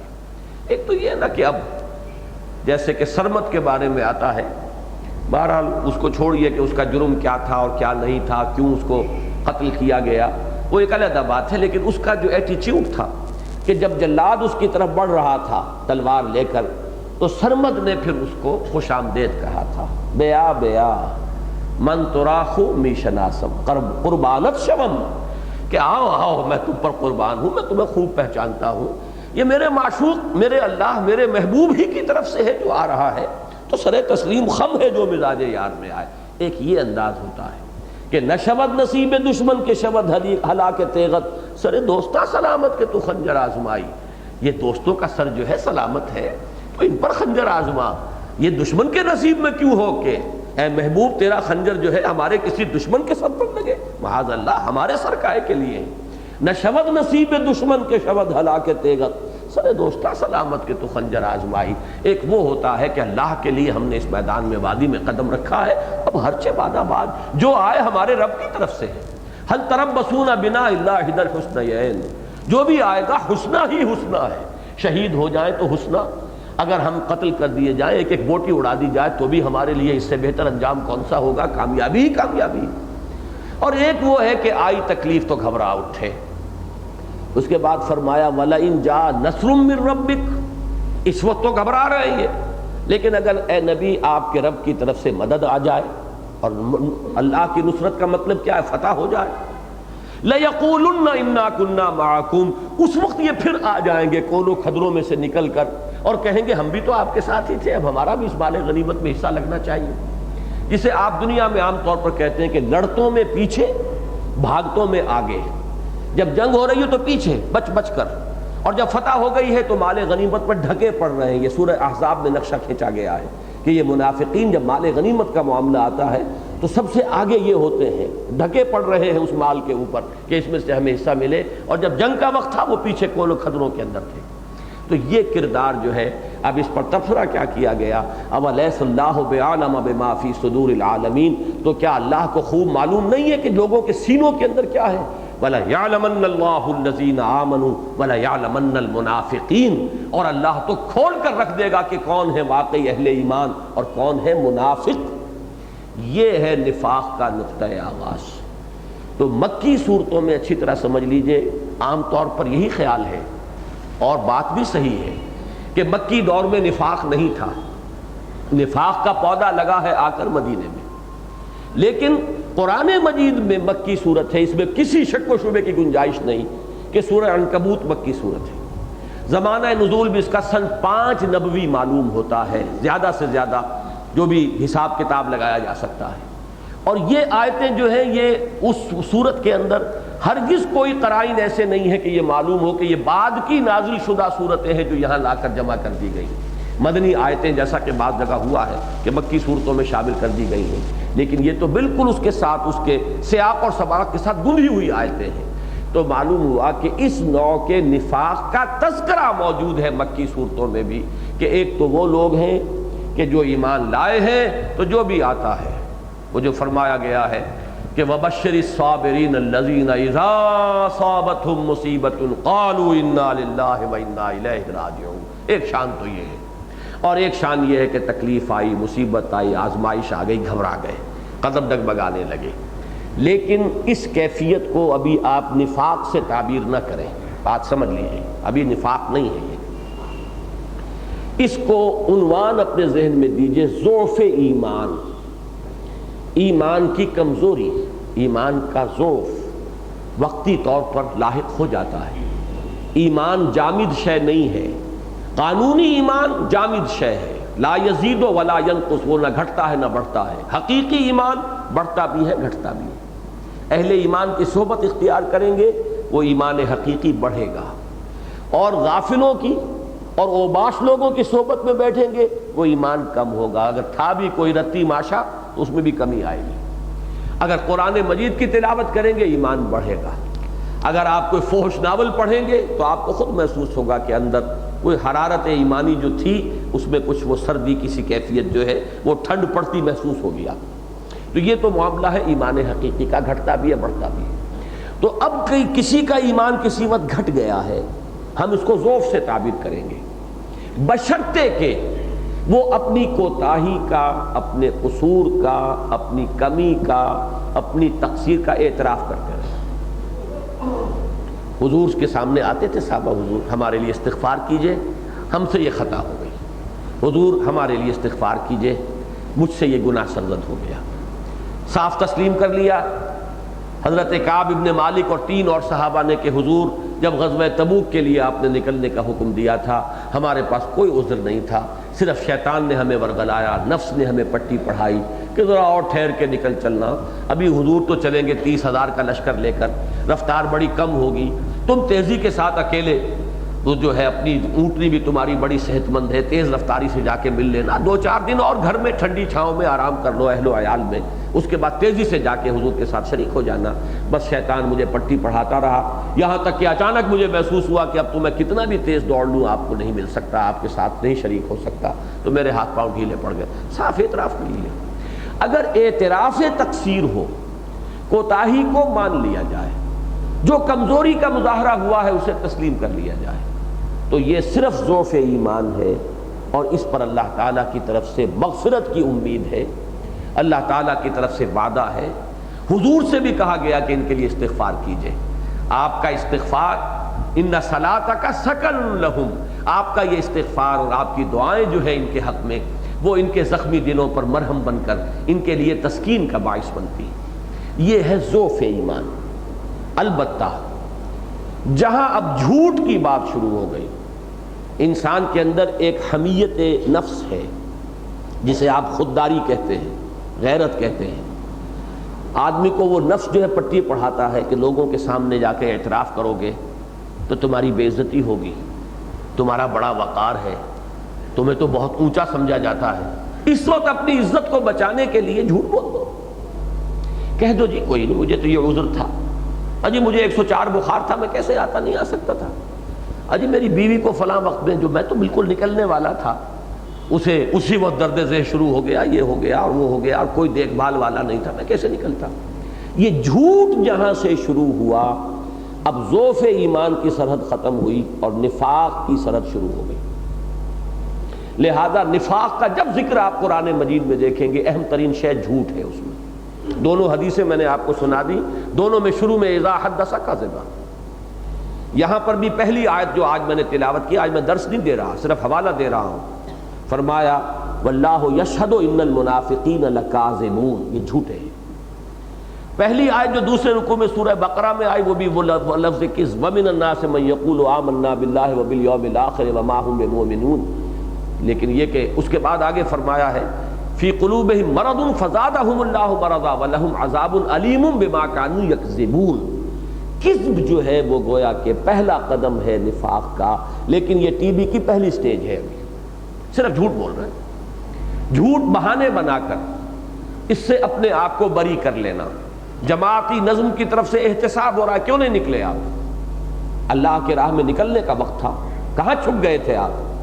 اب ایک تو یہ کہ مان لیا جائے کہ خطا ہوئی, کوئی عذر نہیں تھا. حضرت کعب ابن مالک کے الفاظ تو ایسے پیارے ہیں, بڑی طویل حدیث ہے, میرے نزدیک تو غالباً وہ صحیح بخاری کی طویل ترین حدیث ہے جس میں انہوں نے سارا نقشہ اپنا بیان کر دیا ہے کہ حضور جتنا میں صحت مند اس زمانے میں تھا اتنا صحت مند میں کبھی نہیں رہا, جتنا غنی میں اس وقت تھا اتنا غنی میں کبھی نہیں تھا. یعنی نہ میرے پاس یہ عذر تھا کہ میرے پاس سواری نہیں, یا زاد راہ نہیں, راستے کے لیے راشن نہیں, نہ یہ کہ میں بیمار تھا. میں نے دونوں اعتبارات سے, میری بھی زبان ہے, میں بھی جھوٹ بول سکتا ہوں. جیسے منافق آ رہے تھے جھوٹ بول بول کر, اور وہ وہاں سے حضور صلی اللہ علیہ وسلم فرماتے اچھا جائیے, جھوٹ بول دیا. حضور جانتے تھے کہ جھوٹ بول رہے ہیں یہ, لیکن آپ کی شرافت اور مروت سے بعید تھا کہ آپ کہتے کہ تم جھوٹ بول رہے ہیں. جھوٹ بولا جائے, دفع ہو جائے, ٹھیک ہے جائیے. لیکن جب کعب ابن مالک نے صاف کہہ دیا کہ حضور جتنا میں اس وقت تندرست تھا اتنا کبھی نہیں ہوا, اور جتنا اس وقت غنی تھا میں کبھی نہیں ہوا, میرے پاس کوئی عذر نہیں ہے, حقیقت میں میرے نفس نے مجھے دھوکہ دیا, پٹی پڑھائی. اب ان کو پکڑ لیا حضور نے, اب ان کو سزا دی گئی. 40 دن کا مقاطعہ, مسلمان ان سے بات نہ کرے, ان کو سزا دی گئی. اپنوں پر ہوتا ہے معاملہ, جن کے بارے میں معلوم ہو کہ ہے ہی نجس, چھوڑیے ان کو دفع کیجئے, ان میں کوئی خیر ہے ہی نہیں, ان سے مواخذہ کرنے سے کیا حاصل. جن میں خیر ہے اور وقتی طور پر ان سے کوتاہی ہوئی ہے, اصلاح کی امید تو انہی سے ہو سکتی ہے. لہذا وہ واقعہ ضرور پڑھیے گا. مولانا مودودی صاحب نے تفہیم میں سورہ توبہ کا جہاں وہ واقعہ آیا ہے اس میں وہ پوری حدیث نقل کی, اور بڑا خوبصورت ترجمہ ہے ان کا. اردو اچھی اردو لکھتے تھے, بہت عمدہ. وہ پورا واقعہ جو ہے وہاں سے پڑھ لیجیے, ورنہ بخاری کے اندر اس کا پوری حدیث جو ہے اس کا ترجمے کے ساتھ مطالعہ کیجیے. تو پہلی بات کیا ہوئی کہ جب کمزوری کا ظہور ہو, اعتراف کر لیا جائے اور خطا کو تسلیم کرتے ہوئے خود بھی استغفار کیا جائے, اور اس وقت حضور سے بھی کہا جائے کہ آپ ہمارے لیے استغفار کریں. اب ظاہر بات ہے جو بھی نظم جماعت ہوگا کسی انقلاب کے لیے, اسلامی جماعت بنے گی, اب جو اس کا نظم ہوگا وہیں پر یہ معاملہ ہوگا کہ اعتراف کر لیا جائے کہ ہم سے غلطی ہوئی, کوتاہی ہوئی, ہمارے پاس کوئی عذر نہیں تھا. آپ بھی دعا کریں اللہ تعالیٰ مجھے معاف فرمائے, میں بھی استغفار کروں گا اللہ سے. اس کو ہم کہیں گے ضعف ایمان, نفاق نہیں. لیکن جہاں آ گئی جھوٹ کی بات, وہاں اب یہ شروع ہو گیا منافقت کا مرض. فی قلوبہم مرض فزادہم اللہ مرضا. اب اس مرض کے اندر آگے ترقی ہوگی. دوسری سٹیج اس کی یہ ہے, ایک شخص بار بار جھوٹ جب بولتا ہے تو خود اسے محسوس ہو جاتا ہے کہ اب میرا اعتبار اٹھ رہا ہے, میں نے 10 دفعہ جھوٹا بہانہ کیا تھا, اب 11واں دفعہ کروں گا تو میری بات مانی نہیں جائے گی. دیکھیے جہاں میں نے پہلی بات بیان کی تھی اس میں بھی سورہ بقرہ کی ایک آیت کا حوالہ نوٹ کر لیجئے. یہ مجھے یاد نہیں کہ وہ غالباً 25واں رکوع ہوگا, وہاں یہ الفاظ آئے ہیں اخذتہ العزت بالاسم.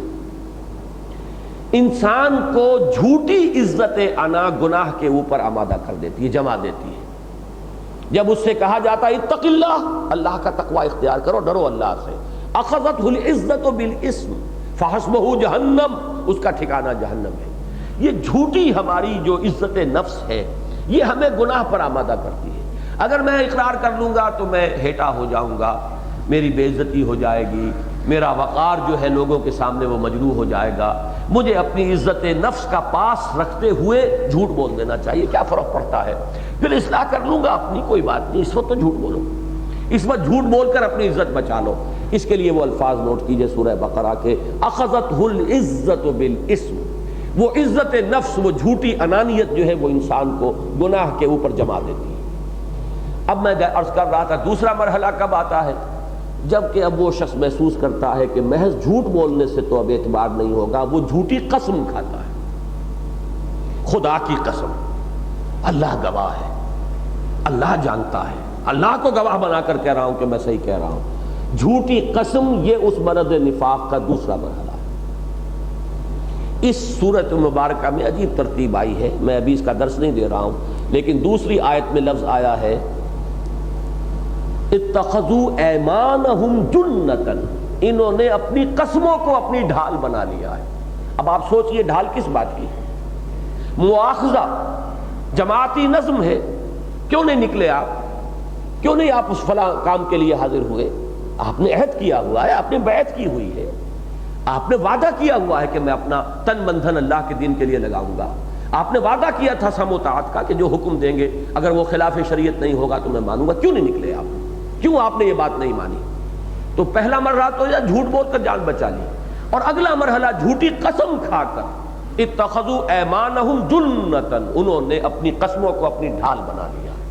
مواخذے کا حملہ جو ہو رہا ہے اسے روک لیا قسم کے اوپر۔ اب کیا کہا جائے گا؟ قسم کھا لی گئی ہے، اللہ کو گواہ بنا کر ایک شخص کہہ رہا ہے میری یہ مجبوری تھی، میرا یہ عذر تھا، میرا جو ہے میرے لیے یہ رکاوٹ تھی۔ جب قسم آئی تو اب یہ مرض نمبر 2 میں آ گیا ہے۔ نمبر 3 جو ہے اس کو سمجھنے کے لیے ذرا سی انسانی نفسیات کا اور مطالعہ کیجئے۔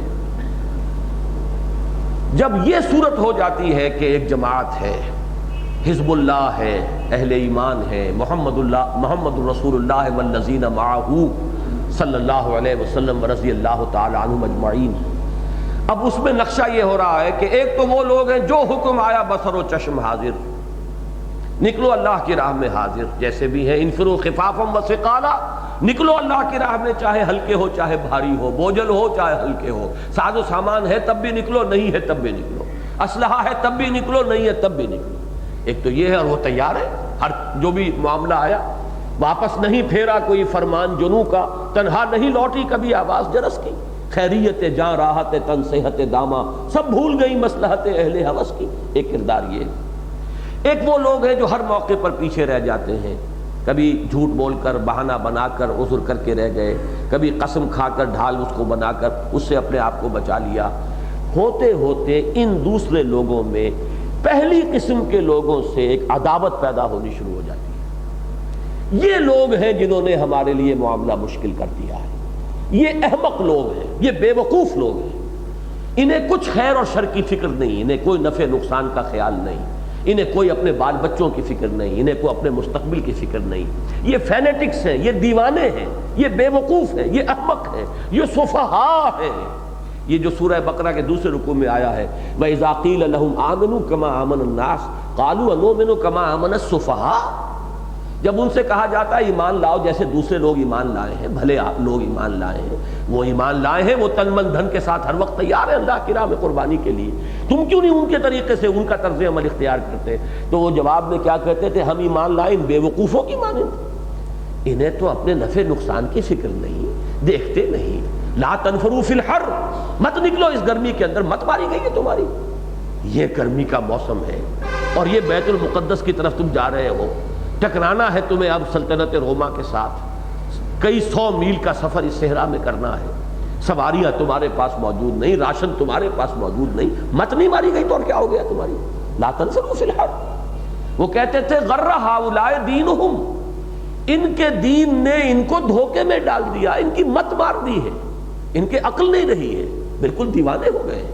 تو ہم تو ظاہر بات ہے کہ ایسے بے وقوف نہیں ہیں، ہم اتنے ناسمجھ نہیں ہیں، ہم چلیں گے لیکن دیکھ کر، سوچ سمجھ کر، بچ کر، تحفظ کے ساتھ۔ اور یہ لوگ تو بالکل اپنے آپ کو ہر وقت خطرات کے منہ میں ڈالنے کے لیے تیار۔ معلوم ہوتا ہے کہ کوئی ان کے اندر دانش نہیں، کوئی فہم نہیں، کوئی سوچ نہیں، کوئی تدبیر ان کے پاس نہیں آئی، ہر وقت لڑ مرنے کے لیے تیار۔ یہ تھا ان کا انداز۔ اور ظاہر بات ہے کہ جب وہ لوگ آگے بڑھ جاتے ہیں یہ پیچھے رہ جاتے ہیں، تو پیچھے رہنے والوں کا پیچھے رہ جانا نمایاں ہوتا ہے آگے بڑھنے والوں کے آگے بڑھ جانے سے۔ وہی جو میں نے آج شروع میں کہا تھا کہ تورف الاشیاء بازدادھا، دیکھیے یہاں بھی مجھے سیرت کا ایک واقعہ یاد آ گیا ہے، بڑا پیارا واقعہ ہے۔ صلح حدیبیہ کے بعد حضور نے حکم دیا صحابہ کرام کو کہ اب احرام کھول دو اور جن کے ساتھ جانور ہیں قربانی کے یہیں پر ان کو قربانی دے دی جائے۔ کوئی نہیں اٹھا۔ دوبارہ کہا اٹھو بھائی، اب صلح ہو گئی ہے، اب اگلے سال ہوگا عمرہ، عمرے کی نیت کر کے آئے تھے، اب عمرہ اس سال نہیں ہے، یہیں پر قربانی کر دو احرام۔ کوئی نہیں اٹھا۔ تیسری دفعہ فرمایا کوئی نہیں اٹھا۔ میں نے یہ واقعہ کیوں بیان کیا؟ ویسے پورا واقعہ سن لیجئے، کہیں پھر آپ کو مغالطہ نہ ہو جائے۔ دلگیر ہو کر، رنجیدہ ہو کر حضور اپنے خیمے میں تشریف لے گئے، اور آپ کا یہ معمول تھا کہ ازواج مطہرات میں سے کوئی ایک زوجہ محترمہ ہمیشہ آپ کے سفر میں ساتھ ہوتی تھی۔ حضرت ام سلمہ تھی رضی اللہ تعالی عنہا اس سفر میں۔ جا کر حضور نے ان سے کہا، 3 دفعہ میں نے کہا مسلمانوں سے کہ احرام کھول دو، کوئی نہیں اٹھ رہا۔ اب انہوں نے ایک بات کہی، اب میں سمجھتا ہوں یہی حکمت ہے کہ حضور صلی اللہ علیہ وسلم کیوں اپنے ساتھ رکھتے تھے کسی نہ کسی زوجہ محترمہ کو، کسی شخص کو کہ جو قیادت کر رہا ہو، کسی وقت ضرورت ہوتی ہے کسی مشورے کی، کہ جو عام فضا سے ہٹ کر بھی کہیں کوئی بات، کوئی مشیر موجود ہو جس سے جا کر کوئی مشورہ کیا جا سکے۔ بہرحال یہ ایک حکمت ہے جو سامنے آتی ہے۔ انہوں نے ایک مشورہ دیا بڑا پیارا کہ آپ کسی سے کچھ نہ کہیے، آپ جائیے اپنی جو آپ کی قربانی ہے اسے آپ ذبح کیجئے اور احرام کھول دیجئے، سب کے سب کریں گے۔ اور واقعی ایسا ہوا کہ جب آپ نے کیا پھر سب کھڑے ہو گئے، سب نے احرام کھول دیا، قربانی دے دی۔ تو میں اس کی تعویل کیا کرتا ہوں یہ کہ یہ اصل میں حالت منتظرہ تھی صحابہ کرام کے، منتظر تھے شاید کوئی اور صورت ہو جائے، لعل اللہ یحدث بعد ذلک ذکرا امرا، شاید کوئی نئی صورت پیدا ہو جائے اور شاید حضور ہمارا امتحان ہی لے رہے ہو۔ لہذا ایک عجیب قسم کی حالت منتظرہ کی کیفیت جو تھی ان پر طاری تھی۔ لیکن اس وقت مجھے واقعہ کیوں یاد آیا؟ سب برابر ہو گئے نا، ایک بھی اٹھ جاتا وہ نمایاں ہو جاتا کہ اس نے لبیک کہی محمد الرسول اللہ صلی اللہ علیہ وسلم پر، دوسروں سے بازی لے جاتا نا۔ جب سب بیٹھے رہے تو سب برابر ہیں۔ یہی معاملہ ہوتا تھا کہ جب پکارا جائے نکلو اللہ کی راہ میں، سب بیٹھے رہتے تو سب برابر رہتے، کمزوروں کی کمزوری چھپی رہتی، منافقوں کے نفاق پر پردہ پڑا رہتا، بزدلوں کی بزدلی جو ہے وہ نمایاں نہ ہوتی۔ لیکن جب کچھ لوگ نکلتے ہیں تیر کی طرح کہ واپس نہیں پھیرا کوئی فرمان جنو کا، اور تنہا نہیں لوٹی کبھی آواز جرس کی، خیریت جاں راحت تن صحت داما، سب بھول گئی مصلحت اہل ہوس کی۔ اب ان منافقوں کے نفاق کا پردہ چاک ہو رہا ہے، بزدلوں کی بزدلی نمایاں ہو رہی ہے، کمزوروں کی کمزوری جو ہے وہ سامنے آ رہی ہے، لہذا ایک دشمنی پیدا ہو جاتی تھی۔ یہ جو عداوت ہے اہل ایمان سے، یہ ہے اس نفاق کے مرض کا تیسرا سٹیج، یہ وہ فائنل سٹیج ہے کہ جس کے بعد لا علاج ہے یہ مرض، اب اس کا کوئی امکان نہیں ہے۔ لہذا تیسری بلکہ چوتھی آیت میں آپ دیکھیں گے آپ کو وہ لفظ ملے گا، ہم العدو فاحذرہم، یہی دشمن ہے نبی، ان سے بچ کر رہی ہے، یہ مارے آستین ہے۔ وہ کھلم کھلا دشمن جو سامنے سے آ کے مقابلہ کر رہا ہے اس کے وار سے بچنا آسان ہے، یہ مارے آستین جو ہیں، یہ دشمنی جو کر رہے ہیں بیٹھے ہوئے آپ کی اپنی صفوں کے اندر شامل ہو کر، ان کی دشمنی جو ہے یہ زیادہ مضر ہے۔ ہم العدو فاحذرہم قاتلہم اللہ انا یوفکون، اللہ انہیں قتل کرے، انہیں غارت کرے، یہ کہاں سے لوٹائے جا رہے ہیں۔ یہ تیسری سٹیج ہے جبکہ عداوت پیدا ہو جاتی ہے مومنین صادقین کے ساتھ، اپنی کوتاہی، اپنی کمزوری، بجائے اس کے کہ اس پر ندامت ہو، بجائے اس کے کہ اس کا اعتراف کیا جائے، جب تک ندامت ہے، اعتراف تقصیر ہے، اسے کہیں گے یہ ضعف ایمان ہے، نفاق نہیں ہے۔ جب اس میں جھوٹے بہانوں کی سرحد شروع ہوئی، یہ اب نفاق کی پہلی منزل ہے، اسے کہیں گے مرض ہے، مرض کی چھوت لگ گئی، فی قلوبہم مرض، اب یہ مرض کی چھوت لگ گئی، انفیکشن ہو گئی ہے۔ اس کے بعد اس کی سٹیجز ہیں، جب جھوٹی قسموں پر معاملہ آ جائے گا، یہ دوسری سٹیج ہے، اتخذوا ایمانہم جنۃ فصدوا عن سبیل اللہ، اور تیسری سٹیج ہے عداوت اہل ایمان سے، دشمن، ہم العدو فاحذرہم قاتلہم اللہ انا یوفکون، یہ ہے اصل مرض نفاق۔ اور یہی نفاق تھا کہ جس کا ذکر آپ کو قرآن مجید میں ملتا ہے، وہ اصل میں لفظ نفاق اس کے لیے صرف اصطلاحاً تعبیر کیا جائے گا، وہ تو کفر تھا، وَقَدْ دَخَلُوا بِالْكُفْرِ وَهُمْ قَدْ خَرَجُوا بِهِ، وہ تو کفر کے ساتھ ہی آئے تھے اور کفر کے ساتھ ہی نکل گئے۔ یہ جو تھا معاملہ، یہ جو میں نے سٹیجز 3 گنوائی ہیں، اس کے اوپر جو بہترین الفاظ ہیں وہ تیسری آیت کے ہیں، ذالک بانہم آمنوا۔ دیکھیے تیسری آیت کا الفاظ، ابھی اس پر تفصیل لفظاً بحث تو اگلے درس میں ہوگی، لیکن یہ پورا جو میں نے مرحلہ بیان کیا ہے اس کو بیان کیا گیا ذالک بانہم آمنوا، یہ اس لیے کہ یہ ایمان تو لائے تھے، ثم کفروا، پھر کافر ہو گئے، فطبع علی قلوبہم، اور پھر ان کے دلوں کے اوپر مہر کر دی گئی، فہم لا یفقہون، اب وہ نہیں سمجھیں گے، آخری مہر ان کے اوپر سب کی جا چکی ہے۔ یہ وہ لوگ نہیں ہیں جو ایمان لائے ہی نہیں تھے، وہ جو سازش کے تحت جنہوں نے اعلان کیا تھا ایمان کا، وہ تو ایمان لائے ہی نہیں۔ قد دخلوا بالکفر وهم قد خرجوا به، وہ کفر کے ساتھ داخل ہوئے، کفر کے ساتھ نکل گئے، لیکن یہ ایمان لائے تھے۔ لیکن یا تو ایمان لانے کے وقت ان پر بات واضح نہیں تھی کہ اس کے معنی کیا ہے، اس کی امپلیکیشنز کیا ہیں، اس کے تقاضے کیا ہیں، اس کے مطالبے کیا ہیں، کون کون سے مرحلے آ جائیں گے، کیا کیا اس کے اندر آزمائشیں آ سکتی، یا تو انہیں معلوم نہیں تھا، یا یہ کہ اس وقت معلوم بھی تھا اجمالاً، ابھی نظری طور پر، علمی طور پر معلوم تھا، جب وہ حقائق بن کر سامنے آئے، جب امتحانات آئے، جب ایذائیں دی گئیں، جب تکلیفیں پہنچی بالفعل، اور جب کہ جان اور مال کی قربانی کے لیے للکارا گیا، اب ان کے پاؤں کے اندر جو ہے وہ لغزش ہوئی، اس میں ڈگمگاہٹ ہوئی، اس کے نتیجے میں یہ 3 سٹیجز ہیں، 3 سٹیجز سے ہو کر گزر کر اور وہ منافق اس خالص نفاق تک پہنچ گئے کہ جو پوائنٹ آف نو ریٹرن ہے، کہ جس سے اب واپسی کا کوئی امکان نہیں۔ اب صرف چند منٹ ہیں میرے پاس، اس میں میں آپ کو بتا دینا چاہتا ہوں کہ یہی بات تھی کہ جو سورہ حدید میں آ چکی ہے۔ وہاں جب نقشہ کھینچا گیا، اس میدان حشر میں مومنین صادقین تو نکل جائیں گے، یوم تری المؤمنین والمؤمنات یسعی نورہم بین ایدیہم وبایمانہم بشراکم الیوم جنات تجری من تحتہا الانہار، ان کو تو بشارتیں مل رہی ہوں گی، آج تمہارے لیے جنتوں کی بشارتیں ہیں۔